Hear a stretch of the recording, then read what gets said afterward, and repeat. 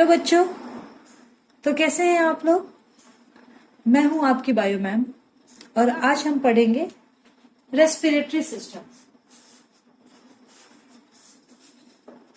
Respiratory system क्या है बेटा, पहले हम लोग ये पढ़ेंगे कि क्या है रेस्पिरेटरी सिस्टम। हम जानते हैं our body works with the support of different system, different organ system, और उन ऑर्गन सिस्टम में एक है हमारा respiratory system.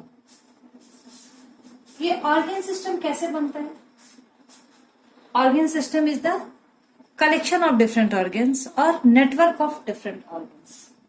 We can see that organ system is the network of different organs. तो उसी तरह से different specific organs you can say, specific organs, क्योंकि digestive system में जो organs है they will not support the respiration. Respiratory system में जो organ है they will not support the digestive systems. Okay so अलग अलग ऑर्गन सिस्टम का अपना अलग अलग स्पेसिफिक ऑर्गन्स होता है। रेस्पिरेटरी सिस्टम के क्या ऑर्गन्स हैं? नोज, फेरिंक्स, ट्रैकिया, ये सब हम लोग पढ़ेंगे, लेकिन इसके पहले हम लोग पढ़ेंगे there are the different organisms having the different respiratory system. Respiratory system में बेसिकली होता क्या था? There are the exchange of gases जो कि रेस्पिरेशन से रिलेटेड था। रेस्पिरेशन बेटा मैं पहले के लेक्चर में बता चुकी हूँ, तो जिन्होंने नहीं देखा है वो मेरा पहले का लेक्चर देखेंगे। मैं काफी डिटेल में बताई हूँ रेस्पिरेशन के बारे में, वहां डिस्क्रिप्शन में एक लिंक दिया हुआ है, तो आप रेस्पिरेशन के बारे में उस लेक्चर के थ्रू जाएंगे। और जो नए बच्चे हैं वो सब्सक्राइब जरूर कर देंगे, प्लीज भूलना हो। Now different organisms having different respiratory system, तो ये हमारा डिफरेंट ऑर्गेनिजम्स है और उनके सबके जो रेस्पिरेटरी सिस्टम है या जो रेस्पिरेटरी ऑर्गन्स है वह डिफरेंट डिफरेंट टाइप्स के होते हैं। तो देखिए किस ऑर्गेनिज्म में किस टाइप का रेस्पिरेटरी ऑर्गन्स होता है। तो सबसे पहले हम बात करते हैं एक्वेटिक एनिमल्स की, विच इज फिश। फिश का जो रेस्पिरेटरी ऑर्गन है ये क्या कहलाता है? गिल्स। ओके, गिल्स बेसिकली कैसे करते हैं एक्सचेंज ऑफ गैसेस? गिल्स में बहुत सारे गिल्स चैम्बर होते हैं। इट कंटेन्स गिल्स चैम्बर, जिसमें क्या होता है? Blood capillaries. Okay, blood capillaries, ठीक है। इस ब्लड कैपिलरीज में क्या होता है? जैसे देखो ये फिश है, ठीक है,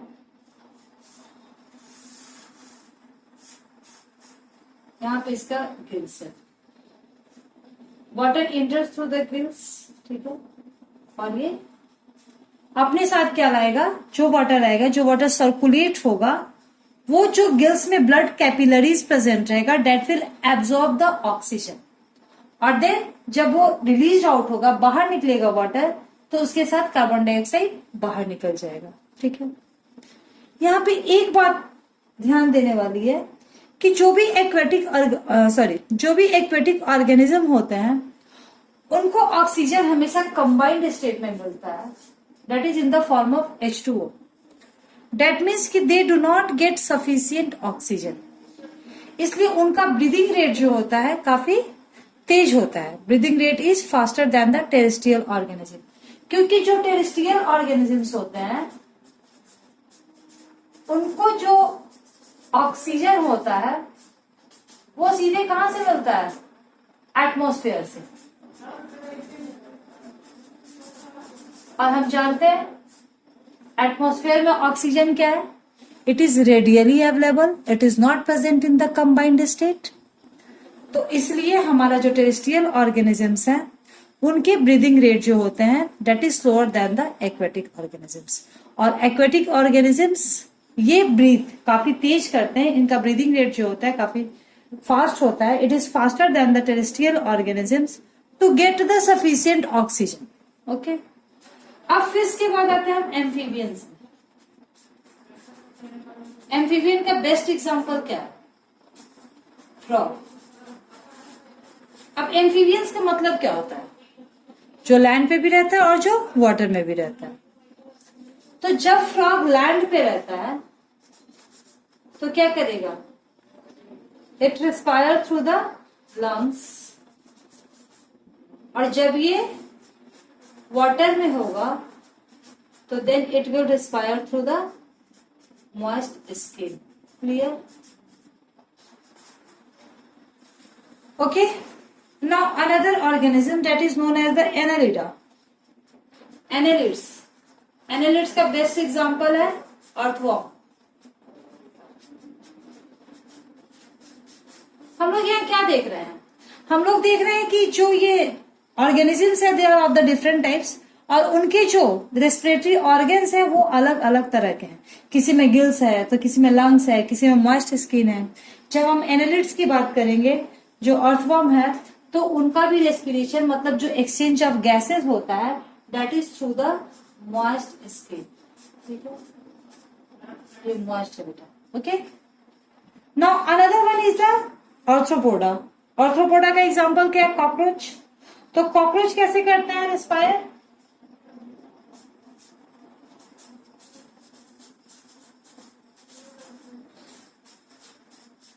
कॉकरोच. कॉकरोच में रेस्पिरेशन कैसे होता है बेटा, कॉकरोच में respiration takes place through the external openings that is called the spiracles. External opening है जो बाहर से ऑक्सीजन को लेता है. क्लियर? और मैमल्स, एट लास्ट हम लोग मैमल्स में पढ़ेंगे. मैमल्स में किसके थ्रू रेस्पिरेशन होता है, लंग्स, जो कि हम लोग पढ़ेंगे ह्यूमन बीइंग में रेस्पिरेशन. ओके. तो हम लोग पढ़ रहे थे रेस्पिरेटरी सिस्टम के बारे में. रेस्पिरेटरी सिस्टम हमारा एक ऑर्गन सिस्टम है which is the network of different specific organs, जिसमें हमारा नोज आएगा, फेरिंग्स आएगा, ट्रैकिया आएगा, जिसके बारे में अब हम इस लेक्चर के बाद पढ़ेंगे. बट इसके पहले हमें ये जानना जरूरी है कि that the different organisms having the different organs और रेस्पिरेटरी सिस्टम. जो कि फिश में क्या होता है, गिल्स के थ्रू रेस्पिरेशन होता है. एम्फीबियंस में, फ्रॉग में लैंड में रहेगा तो लंग्स के थ्रू, और वाटर में रहेगा तो मॉइस्ट स्किन के थ्रू. एनालिड्स में क्या होगा, जो कि अर्थवॉर्म है, मॉइस्ट स्किन के थ्रू. ऑर्थ्रोपोडा में स्पाइरकल्स के through. Okay. Now we will study about the respiratory system in human being. Okay. तो now we have to study about the respiratory system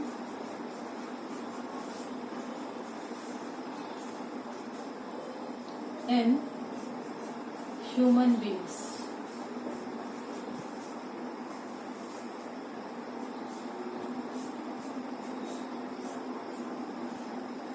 हम लोग जानते हैं that any organ system having the, किसी भी organ system में बहुत सारे organs होते हैं.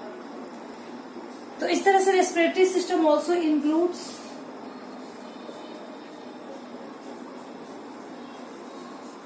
सबसे पहले हमारा नोज आएगा, फेरिंग्स आएगा, ट्राइकिया आएगा, ब्रोंकाई आएगा, देन लंग्स जिसमें कि हमारा एल्वियोलाई आ जाता है, या एल्वियोलर सैक भी तुम बोल सकते हो. ओके. चलो देखते हैं फिर कैसे हमारा ऑक्सीजन इंटर करता है और कैसे रेस्पिरेशंस या how respiration takes place through the respiratory system. तो चलो बच्चों देखते हैं. ये हमारा नाक है, नोज, ये हमारा माउथ, ये तुम्हारा गर्दन. ठीक है. यहाँ पे आएगा तुम्हारा नेजल कैविटी और यहाँ आएगा तुम्हारा ओरल कैविटी. ये nasal cavity and oral cavity, this is the nasal cavity.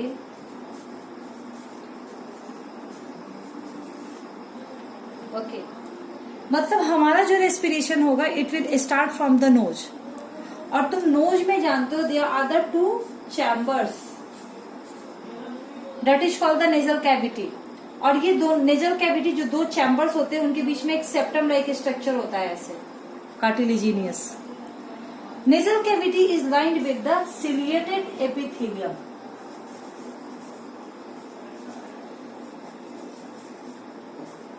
Ciliated epithelium. Okay, तो इस सिलिएटेड एपिथेलियम का काम क्या है? यहां से प्रोड्यूस होता है क्या? It produces mucus. जो तुम्हारा नेजल कैविटी हल्का गीला गीला लगता है, जो तुम कोल्ड के समय देखोगे, जब तुम्हारा नोज रन करता है उस समय कुछ गीला गीला सब्सटेंस निकलता है, that is known as the mucus. तो it is produced by the ciliated epithelium. इसका एक फायदा भी है हमारे म्यूकस का कि जो भी हमारा डस्ट पार्टिकल्स वगैरह आता है वो that is stick due to that mucus and it prevents the entry into the respiratory system. Okay, second thing क्या है? ये nasal cavity it is lined with the olfactory epithelium also. Okay, olfactory देखो बेटा, olfactory जहां भी आएगा तो उसका काम होगा स्मेल। तो एक तो सिलिएटेड एपिथेलियम हो गया एंड ऑल्फैक्टरी, ये अलग है, ऑल्फैक्टरी एपिथेलियम। अभी हम किसकी बात कर रहे हैं? नेजल कैविटी की। ओके, हमारा नोज है, नोज से क्या होगा? एयर इंटर करेगा, ठीक है, नेजल कैविटी में जाएगा, नेजल कैविटी से फेरिंग्स में आएगा। ओके, बट इसके पहले मैं बता रही हूँ कि नेजल कैविटी जो होता है that is lined with the ciliated epithelium and olfactory epithelium. Okay, जहां नेजल कैविटी में हेयर लाइक स्ट्रक्चर होता है and the liquid like substance present which is known as the mucus. Olfactory epithelium का क्या काम है बेटा? इट प्रोवाइड स्मेल, क्योंकि मुझे हम लोगों को नाक से ही स्मेल होता है। अब ये था नेजल कैविटी, यहां तुम्हारा होगा ओरल कैविटी, जो तुम्हारा माउथ रहता है, बक्कल कैविटी जो होता है।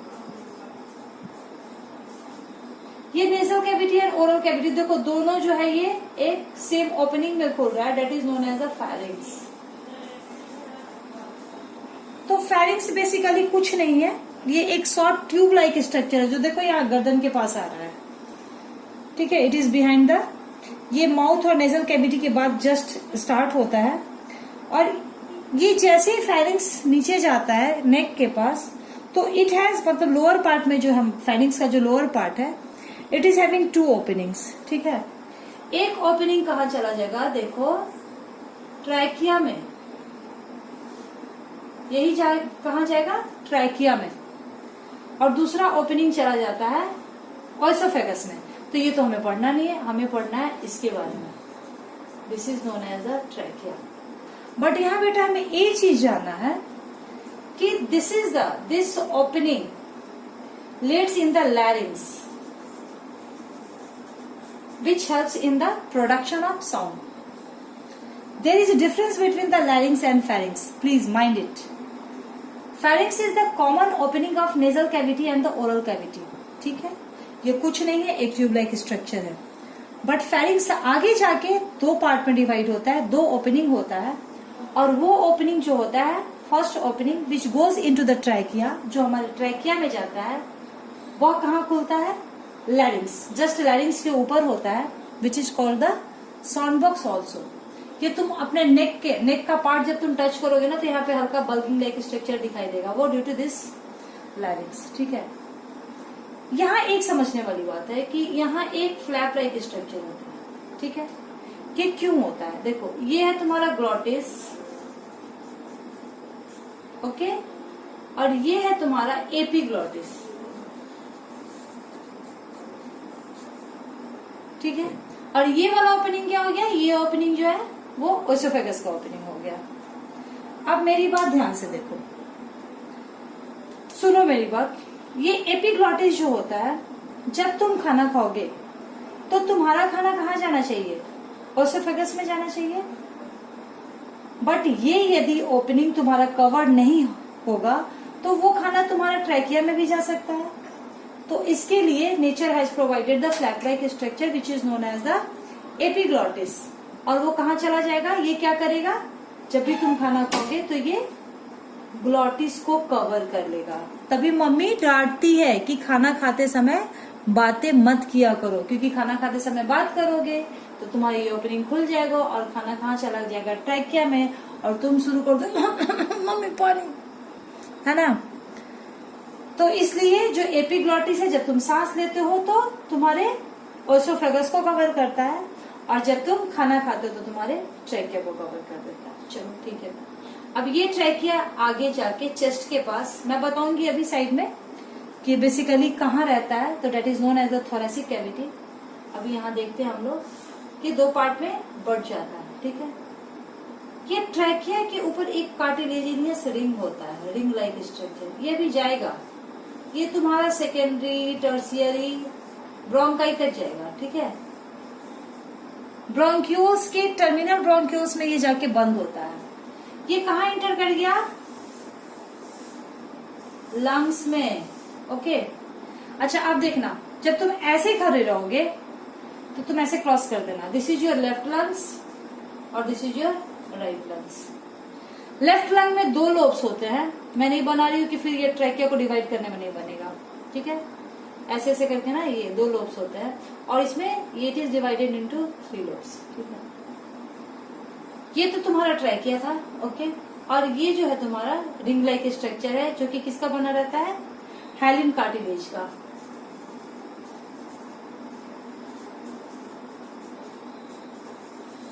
हाइलिन कार्टिलेज का बना हुआ रहता है।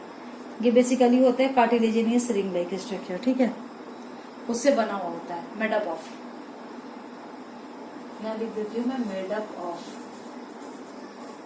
ओके। चलो अब ये हमारा है क्या? Primary bronchi. यहां ध्यान देना, trachea is divided into the 2 parts which is known as the primary bronchi.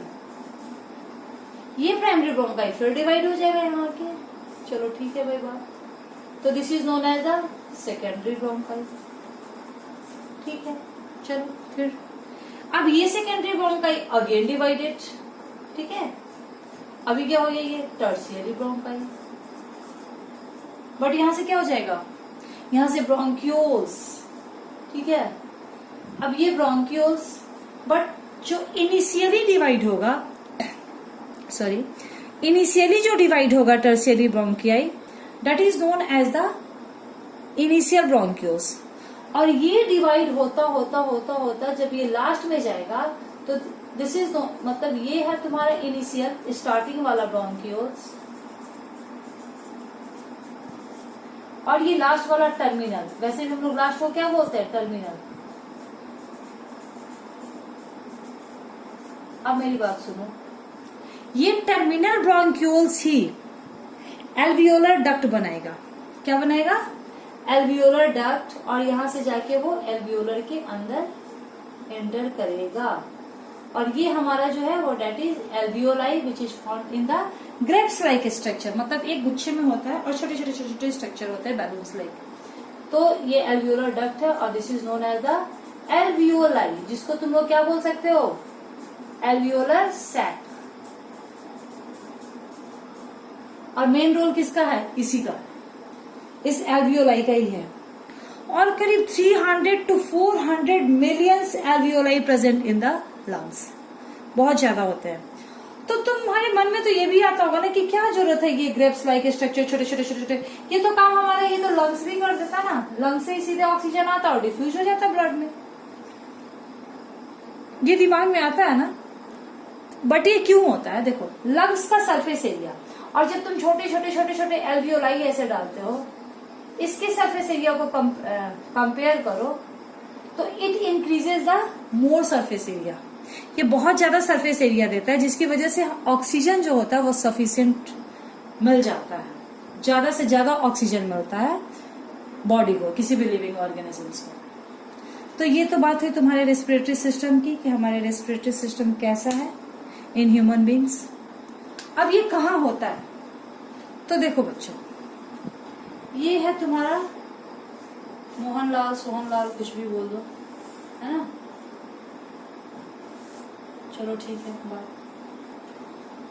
अब इसमें देखो, तुम्हारे बॉडी में क्या होता है? हमारे बॉडी में बीच में एक खाली जगह होता है, that is known as the cavity, okay. इस कैविटी के 2 पार्ट होते हैं, जिसको सिलोम बोलते थे तुम बायोडाइवर्सिटी में। इस कैविटी के 2 पार्ट्स, यहां बीच में आएगा डायफ्राम, ओके, ठीक है। ये डायफ्राम क्या करता है? हेल्प करता है, किसमें? इन मैकेनिज्म ऑफ ब्रीदिंग में, जो हम लोग पढ़ेंगे नेक्स्ट लेक्चर में।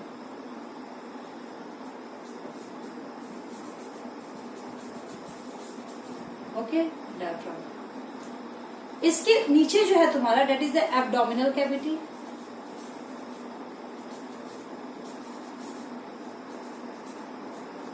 और ये वाला part, this is known as the thoracic cavity. तो इसी थोरैसिक कैविटी में हमारा ये लंग्स रहता है, ठीक है। This is known as the thoracic cavity.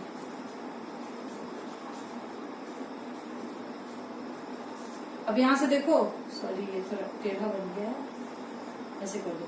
अब यहां से हमारा देखो ये ट्रैकिया आएगा, डिवाइड हो जाएगा और यहीं पे तुम्हारा ऐसे लंग्स रहता है। क्लियर? तो these are all about the respiratory system in human beings. Respiratory system is an organ system which includes nose, pharynx, trachea, bronchi and lungs, various organs you can say. हमारा respiration जो होता है it starts from the nose, क्योंकि nose हमारा जो है external opening है जो कि बाहर की तरफ खुलता है। Oxygen enters into the nose, nasal cavity में जाता है। नेजल कैविटी हमारा माउथ का जो cavity, that is called the oral cavity. तो nasal cavity and oral cavity दोनों का दोनों फेरिंग्स में खुलता है। फेरिंग्स एक ट्यूब लाइक स्ट्रक्चर है, लेकिन इसके पहले नेजल कैविटी में क्या होता है? हेयर लाइक स्ट्रक्चर होते हैं। It is lined with the ciliated epithelium and the olfactory epithelium. Ciliated epithelium mucus को प्रोड्यूस करने में हेल्प करता है और ओलिफैक्टरी एपिथेलियम की वजह से ही हम किसी भी चीज का स्मेल ले पाते हैं, ठीक है। तो this is called the organ of smell you can say, okay. अब ये फेरिंग्स जो होता है, there are the two openings of the pharynx. पहला ओपनिंग जो है वह ट्रैकिया के ऊपर लैरिंग्स होता है, वहां पे खुलता है, और दूसरा ओपनिंग एसोफेगस में चला जाता है। जो लैरिंग्स के ऊपर ओपनिंग है, या इसको ट्रैकिया के ऊपर भी बोल सकते हो, that is called the glottis. और यहाँ इन दोनों के बीच में एक फ्लैप लाइक स्ट्रक्चर होता है जिसको बोलते हैं एपिग्लॉटिस।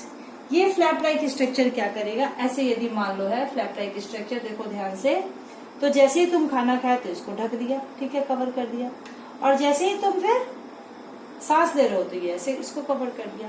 तो इस तरह से ये वर्क करता है। It is very important, epiglottis. फिर ये हमारा ट्रैकिया जो है आगे चल के डिवाइड कर हो जाएगा, और ये कार्टिलेज से यहाँ पे रिंग लाइक स्ट्रक्चर होता है, that is known as the cartilage. और ये कार्टिलेज क्यों होता है, इसका फंक्शन मैं बता देती हूँ। यदि कार्टिलेज नहीं रहेगा तो ये ऐसे से कोलैप्स हो जाएगा। तो हर बार इसका स्ट्रेट होना, फिर ये कोलैप्स हो जाएगा तो ऑक्सीजन सही ढंग से एंटर नहीं हो पाएगा। तो इसलिए इसको सपोर्ट देने के लिए कि ये सीधा खड़ा रहे, एक रिंग लाइक स्ट्रक्चर होता है, ओके। अब कुछ नहीं है, इसके बाद तो ये लंग्स में एंटर ही कर जाता है और ट्रैकिया डिवाइड होगा, that is known as the primary bronchi, primary secondary, secondary tertiary में, and then किसकी कहानी स्टार्ट होगी? ब्रोंक्यूल्स की। तो स्टार्टिंग वाला इनिशियल, क्योंकि स्टार्ट हुआ, और लास्ट वाला टर्मिनल ब्रोंक्यूल्स, जो कि फिर एल्वियोलर डक्ट बनाएगा, जो एल्वियोलाई में चला जाएगा। और alveoli is also known as the, या it is also called the alveolar sac, which is appear as a bunch of grapes, okay. और ये पूरा का पूरा ये, this is surrounded by mass of the blood capillaries. ये बहुत सारे ब्लड कैपिलरीज यहाँ पे होंगे, क्योंकि उसी ब्लड कैपिलरीज से तो उसका डिफ्यूजन होगा ऑक्सीजन का, या एक्सचेंज ऑफ गैसेस होगा कैपिलरीज के थ्रू, ऑक्सीजन और कार्बन डाइऑक्साइड का। अब कैसे होगा, कैसे ऑक्सीजन एंटर करेगा एंड क्यों करेगा, ये हम लोग नेक्स्ट लेक्चर में देखेंगे, मैकेनिज्म ऑफ ब्रीदिंग, और उसमें ही हम लोग देख लेंगे ट्रांसपोर्ट ऑफ गैसेस। तो तब तक के लिए गुड बाय, स्वस्थ रहो, मस्त रहो, मुस्कुराते रहो और सब्सक्राइब करते रहो। Good bye.